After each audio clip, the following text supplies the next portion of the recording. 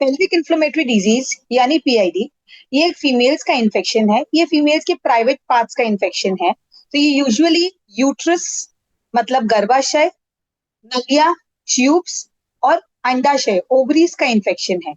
ये आमतौर पे उन महिलाओं को होता है जो सेक्सुअली ट्रांसमिटेड इन्फेक्शंस जो होते हैं उनका बहुत टाइम तक इलाज नहीं करते, उनमें ज्यादा पाया जाता है। पीआईडी के लक्षण ऐसे होते हैं कि कई बार उनमें कुछ लक्षण ही नहीं पाए जाते और कई बार काफी ज्यादा सिवियर इन्फेक्शन हो जाता है। इसके सिम्टम्स है जैसे कि पेट के निचले भाग में दर्द रहना या फिर पेल्विक ऑर्गन्स में दुखावा रहना। जब पीरियड्स आते हैं यूजुअली क्रैम्पी पीरियड्स रहते हैं, यूजुअली ब्लीडिंग होती है सेक्स करने के वक्त या सेक्स करने के बाद ब्लीडिंग ज्यादा होती है, या फिर पीरियड्स के हो जाने के बाद इन बिटवीन पीरियड्स काफी ज्यादा ब्लीडिंग होती है। काफी मात्रा में सफेद पानी गिरता है और काफी बदबूदार होता है। कई बार जी घबराता है, वॉमिटिंग जैसी सेंसेशंस रहती है, बुखार भी होने की संभावना है। और जब संबंध रखते हैं तो उस वक्त काफी पेन रहता है और पेशाब की जगह में काफी जलन रहती है और दर्द रहता है। पेल्विक इन्फ्लेमेटरी डिजीज एक महिलाओं का इन्फेक्शन है। ये यूजुअली मल्टीपल सेक्स पार्टनर्स होने के कारण होने की संभावना ज्यादा रहती है। सेफ सेक्स नहीं रखते हैं तो ज्यादा होने की संभावना रहती है। तो ये उन महिलाओं में होता है जो लोग बहुत दिन तक वजाइनल इन्फेक्शंस, जो योनि में इन्फेक्शंस होते हैं, उनका ट्रीटमेंट अगर नहीं करवाते हैं, जो सेक्सुअली ट्रांसमिटेड इन्फेक्शंस है उसका अगर ट्रीटमेंट अगर बहुत लंबे समय तक नहीं करवाते हो तो पीआईडी होने की संभावना रहती है। 90% पीआईडी क्लमाइडिया और गनोरिया के इन्फेक्शन के कारण होती है। और कई बार जो नॉर्मल बैक्टीरिया, हेल्दी बैक्टीरिया जो वजाइना में रहते हैं, वो भी इन्फेक्शन कॉज करते हैं।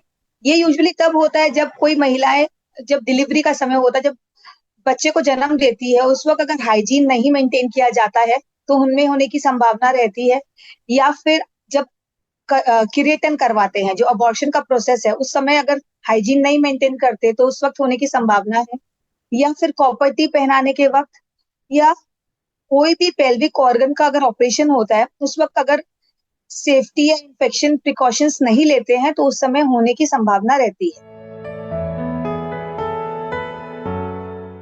आमतौर पे जब भी कोई पेशेंट ये सिम्टम्स जो मैंने आपको बताए हैं अभी, वो सिम्टम्स अगर पेशेंट लेके आते हैं या हमें क्लिनिकली ऐसा फील होता है कि इनको पीआईडी है, तो हम उनका ट्रीटमेंट शुरू करते हैं।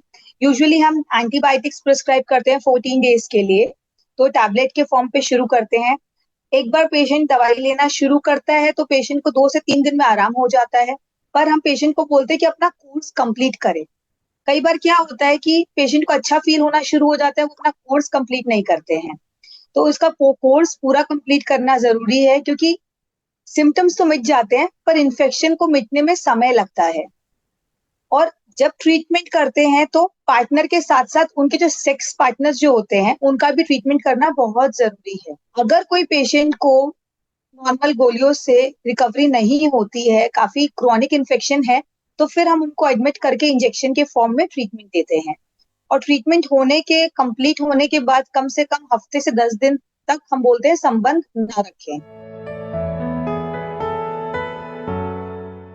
पेल्विक इन्फ्लेमेटरी डिजीज को अगर ट्रीट नहीं किया जाए तो काफी लॉन्ग टर्म कॉम्प्लिकेशंस होने के चांस रहते हैं। जितना लंबा इस बीमारी को खींचते हैं उतने ज्यादा इनके साइड इफेक्ट्स होने के चांसेस रहते हैं।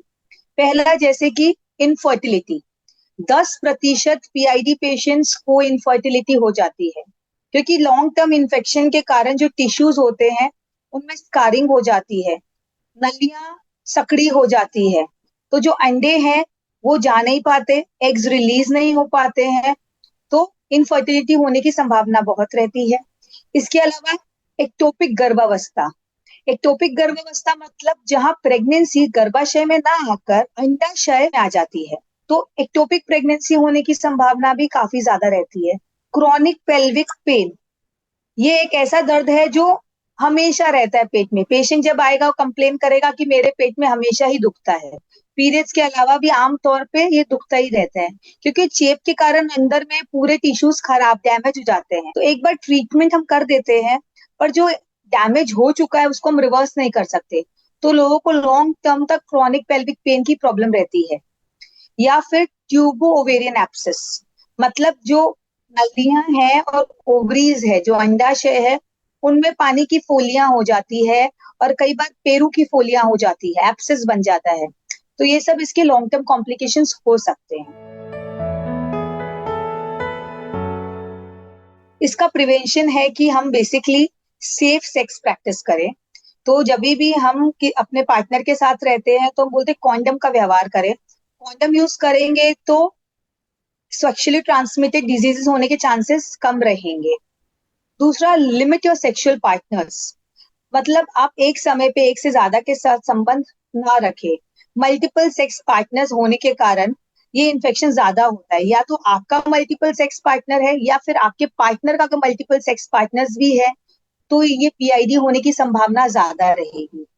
इसके अलावा आप डूशिंग अवॉइड करें। डूशिंग करने के कारण जो कीटाणु, जो बैक्टीरिया आपके वजाइना में होते हैं, वो डूशिंग करने से आपके ऊपर की तरफ चले जाते हैं, तो आपके यूट्रस और ट्यूब्स में फैलने के चांसेस है उसके बैक्टीरिया के। इसके अलावा अगर आपको इन्फेक्शन हो जाता है तो आप उसको इग्नोर ना करें। यूजुअली फीमेल्स इन्फेक्शंस को इग्नोर करती है, तो आप इन्फेक्शंस को इग्नोर ना करें, तुरंत इसका ट्रीटमेंट ले और अपना कोर्स कंप्लीट करें। एक बार इन्फेक्शन होता है तो बार बार होने की संभावनाएं रहती है, तो आप उसका ध्यान रखें। क्रॉनिक पेल्विक पेन में काफी ज्यादा दुखावा रहता है नीचे वाले पेट के हिस्से में। तो एक बार क्रॉनिक पेल्विक पेन की कंप्लेन शुरू हो जाती है तो काफी लंबा समय लग जाता है। कई बार ट्रीटमेंट पूरी करने के बाद भी पेन रह जाता है। तो इस दौरान हम क्या कर सकते हैं, सर्जरी की मदद ले सकते हैं। सर्जरी करने से कई बार क्या होता है, जो टिश्यूज जो डैमेज हो चुके हैं, जो परमानेंट डैमेज हो चुके हैं, जो टिश्यू स्कार हो चुके हैं, वो हम उनको रिमूव कर देते हैं। तो काफी हद तक राहत मिल जाती है। थोड़ी रेस्ट लेने की जरूरत है ताकि रिकवरी जल्दी हो जाए। अगर आपका वेट ज्यादा है तो आप वेट रिड्यूस कर सकते हैं। स्ट्रेस रिड्यूस करने से भी पेन धीरे धीरे कम हो जाता है। और पोस्चर मेंटेनेंस रखना है, लाइफस्टाइल चेंजेस करना है आपको, रेगुलर एक्सरसाइज करेंगे तो धीरे धीरे धीरे धीरे पेन कम हो जाएगा आपका। So basically there is no correct age for pregnancy. Usually हम बोलते हैं कि जितनी जल्दी आप प्रेगनेंसी ले लो उतना अच्छा है, बट आजकल all females are career oriented. Late marriages होती है तो प्रेगनेंसी भी डेफिनेटली लेट हो जाती है, but it do depends on your anti Mullerian hormone, AMH जिसको बोलते हैं, जो डिटेक्ट करता है कि आपके ओवरीज में कितने अंडे हैं, कितने अंडे बचे हुए हैं, कितनी फर्टिलिटी इंडेक्स है। तो अगर फर्टिलिटी इंडेक्स आपकी अच्छी है तो you can still wait for your pregnancy. तो एक बार अगर आप प्रेगनेंसी प्लान कर रहे हैं और आप अगर डिले करना चाहते हैं प्रेगनेंसी को, if you are delaying pregnancy after 30, तो प्लीज अपना एएमएच चेक करवा लीजिए, बिकॉज एएमएच आफ्टर 29-30 फॉल होना शुरू हो जाता है।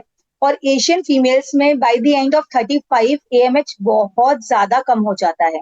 इसलिए एएमएच चेक करवाइए। अगर एएमएच फॉल कर रहा है तो you should immediate plan pregnancy.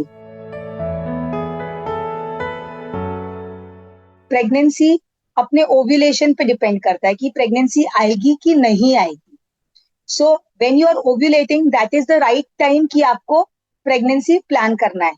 तो हम कैसे आइडेंटिफाई करेंगे कि कौन सा हमारा ओव्यूलेशन डेट है? तो basically first 7 days are safe dates, जहां पे when you are keeping relation also आपको प्रेगनेंसी नहीं आएगी।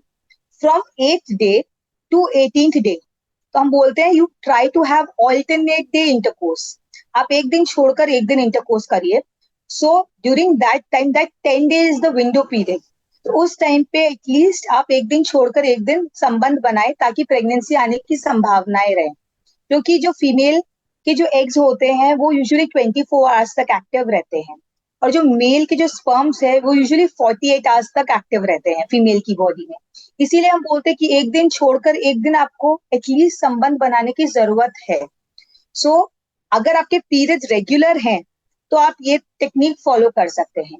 अगर आपकी पीरियड्स इरेगुलर है, आप पीसीओडी सफर कर रहे हैं या आपको इरेगुलर पीरियड्स की प्रॉब्लम है, तो पहले आपको अपने गायनेकोलॉजिस्ट को बात करनी पड़ेगी, उनसे उनका एडवाइस लेना पड़ेगा। पीरियड्स को नियमित करना पड़ेगा, तो ही हम इस तरीके से प्रेगनेंसी प्लान कर सकते हैं।